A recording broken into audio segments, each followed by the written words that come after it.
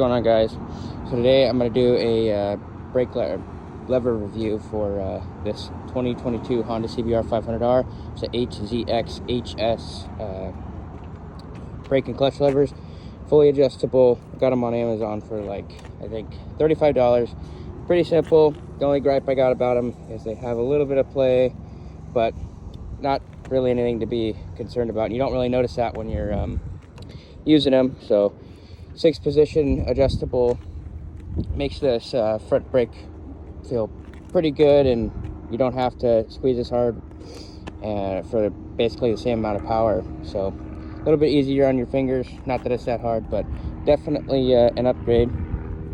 And I got the shorty ones, so you can get different colors. You can get red, blue, green, anything to match your bike. So definitely recommend these.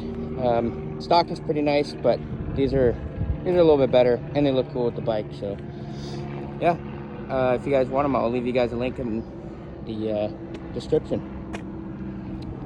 There it is.